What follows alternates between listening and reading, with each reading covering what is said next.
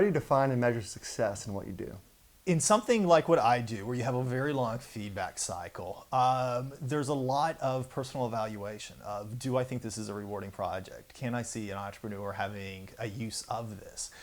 Because the reality is, if I tried to measure something in a very short-term manner, say, a Six Sigma approach, that just wouldn't be appropriate because it takes so long for this to be able to put into practice, or the research projects themselves will take 5 to 6 years. So there's a real gut check element to it. And what I'm researching, am I seeing entrepreneurs having this problem?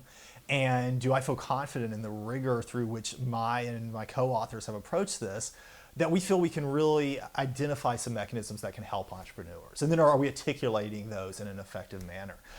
But the measurement, I have to say, is something that I'd rather focus on the evaluation, bouncing it indirectly off of or directly off of entrepreneurs, see how they resonate, does the material resonate with them, instead of trying to measure it in the short term. How is that process changing over time? So I think it's an ongoing process. And so there's always a process of getting to know entrepreneurs, getting to know new types of entrepreneurs. And it's amazing how much the challenges that entrepreneurs face, some of them are the same. You know, that you see an entrepreneur who's starting a restaurant company versus starting an internet company, going through the very same challenges of, they think they know something, but they get in there and they realize the assumption may not be as valid as they thought.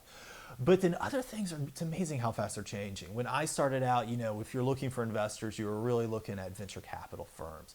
I was talking to an entrepreneur this morning, and he was drawing a distinction between good money and bad money. It doesn't matter whether the good money is, venture capital or angel investors. Mm-hmm. Similarly, the New York entrepreneurship scene, as you know so well, that's changed immensely, and the tools that you can use to stay in touch with someone changes tremendously.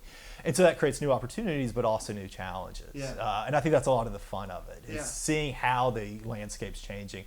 But the mechanism itself is very similar, just always trying to be out there, and always developing new connections, making sure that you're not just studying the old approach to entrepreneurship, but you're sort of seeing what's this new generation of entrepreneurs seeing as the opportunities.